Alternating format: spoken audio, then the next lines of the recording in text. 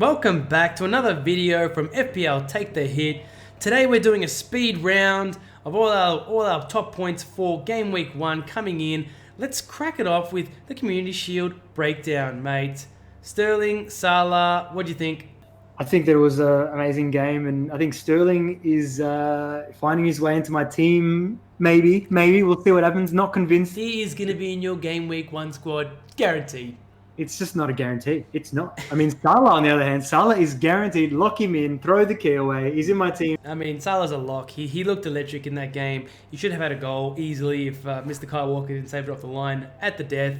I was surprised he got 90 minutes, but at the same time, you know, you want him to be playing. That's fine. He's match fit. He looks ready to rock and roll. Own him or don't own him at your own peril.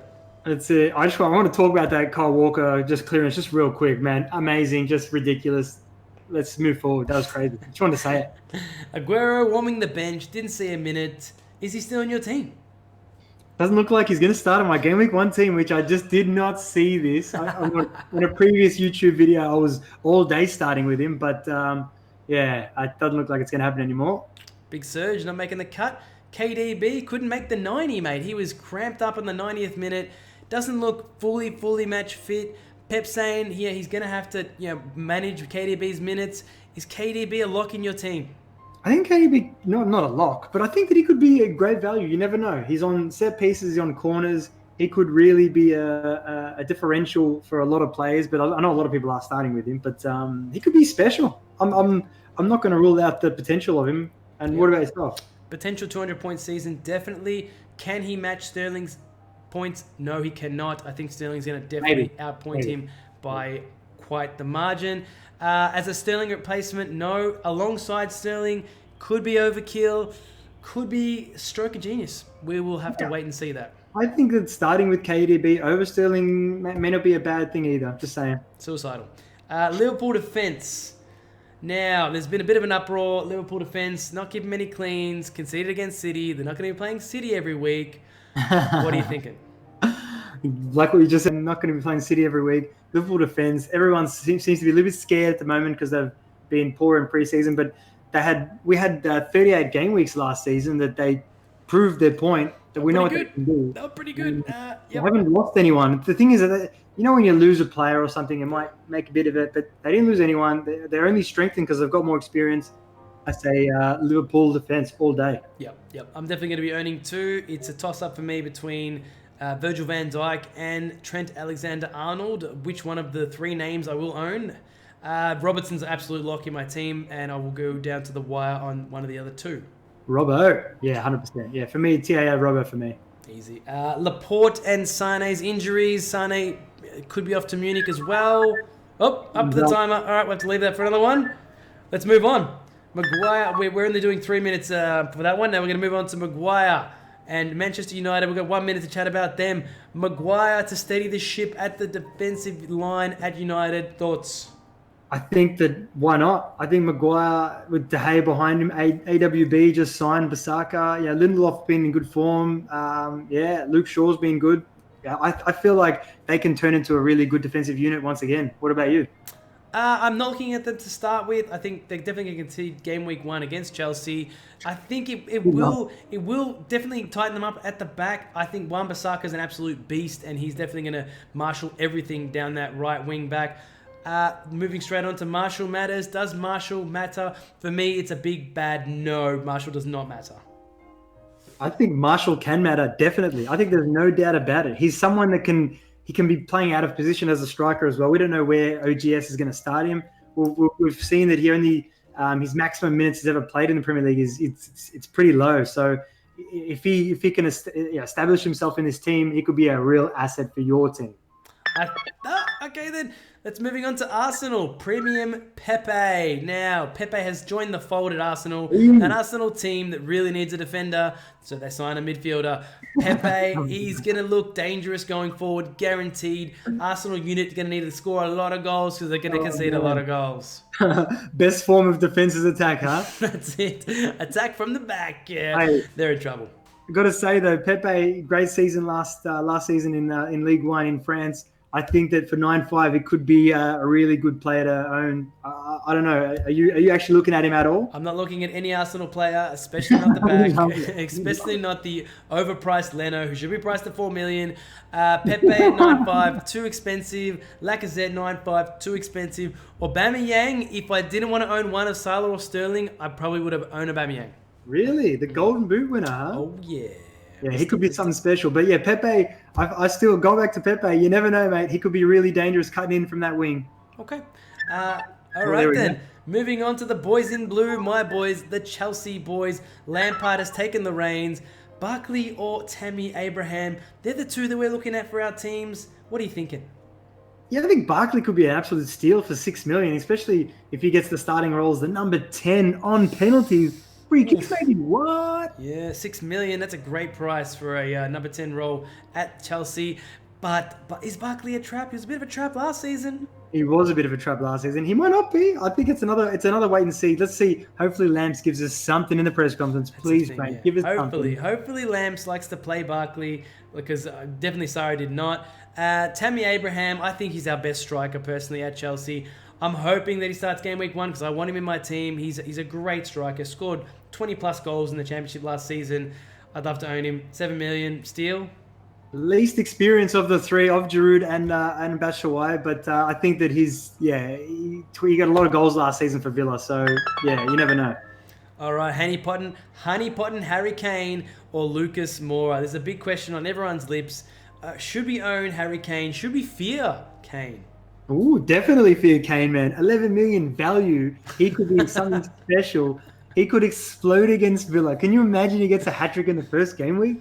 What? Why own Kane, though, when you can own Moura for 7.5 million? There's a massive saving there. And Moura plays up front, right alongside Kane. Yeah, for 2 game weeks only, potentially, huh? I mean, Son's coming back. Will be back. Yep, absolutely right. Moura is a bit of a trap. But what do you think about Kane? I think he's a honeypot. Everyone wants to put their hands in the honeypot, and sometimes you get stuck there, and then all of a sudden, what are you going to do? What are you going to do when Harry Kane can't score in August?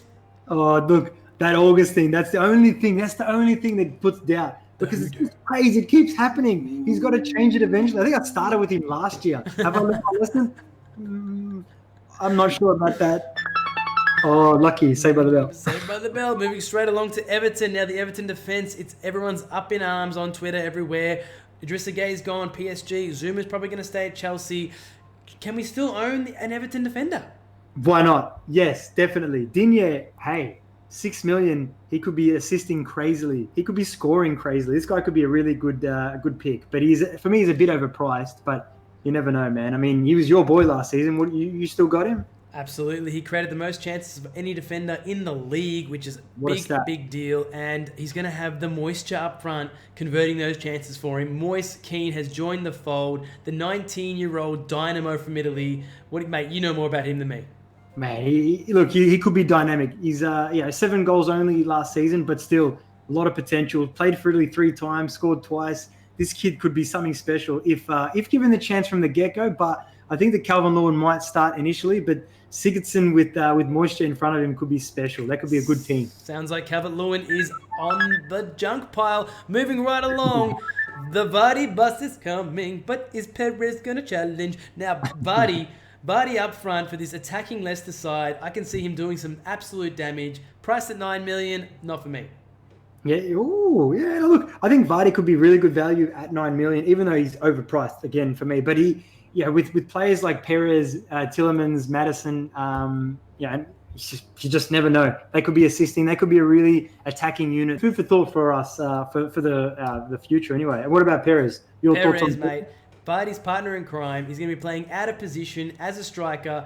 He's classified as a midfielder in the game, FPL. 6.5. Perez in my 6.5, exactly right, mate. In my team, not going anywhere. Game week 1, sewn up. They're going to belt the Wolves. Yeah, true. Wolves with we'll get to the Wolves in 1 second, I suppose. I think actually 8 seconds. But just quickly about Perez he's an absolute lock for me as well. He could be essential for everyone soon. You never know. Moving right along to Wolves. and the Europa jet lag they are going to suffer, flying 6,000 miles to Armenia and back 3 days before game week 1. Do not own a Wolves defender. Maybe don't own a Wolves player at all. They're going to get belted by Leicester. They're going to be tired. All right, rebuttal soon. Continue. If Jota starts and plays the 90 minutes against the Armenian team, he's definitely out of my team. You've absolutely crucified these poor Wolves, man. They had 38 game weeks to prove themselves to you last season, yet you've given them absolute nothing. They can't go to Armenia and come back. They're actually just flying. They don't really physically have to do anything, but I understand your point. But at the same time, I think that, look, Jimenez is someone that I've been looking at all start of the season, and even Jota. Jota's had a great preseason. I wouldn't rule them out just yet. I'd say wait for the Europa League game. Let's see what happens in that. Let's see who starts. Let's see how many minutes everyone gets. You just never know. So, yeah, we'll judge it very soon anyway. Bulk or premium? Bulk premium or balanced squad, mate. This is massive. Game week 1's rolling around the corner. I've seen teams with Salah, Sterling, and Kane or Aubameyang, 3 premiums, which you don't need. You can only captain a 1 player, and you only need 2 premiums to choose from because one might have a bad game, the other one will have a good game. What are your thoughts? I think that, look, I don't think that it's as simple as just saying, all right, only own 2 premiums and balance your squad. I think, look, that's a great idea as well. I've floated a lot of things. Oh, okay.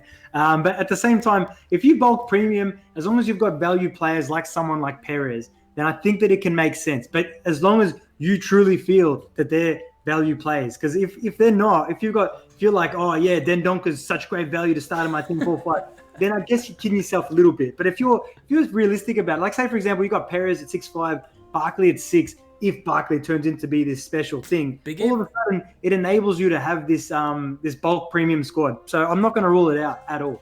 I'm ruling it out completely. You're going to hamstring yourself everywhere else if you do own the 3rd premium player. And I don't want a 4.5 million player in my starting 11. That's just me. I've only played this game 13 years. What do I know? Yeah, fair enough. 13 years. You're pulling the 13-year card on this one. Oh, there it is. There it is. I see how it is.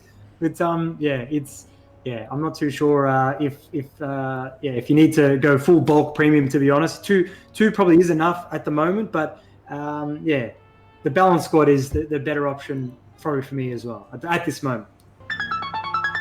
That's it for us, guys. The sound has sounded, and our time is up. This has been our Quickfire FPL Take The Hit, the very first one. Please, if you did like it, give us a like, hit that subscribe button in the little bottom corner there. And we'll be back very soon with a whole bunch of these Quickfire episodes. That's it from us. We're FPL Take The Hit. Stay positive, guys. Keep chasing them green arrows. We'll see you guys soon. Thank you. Thank you.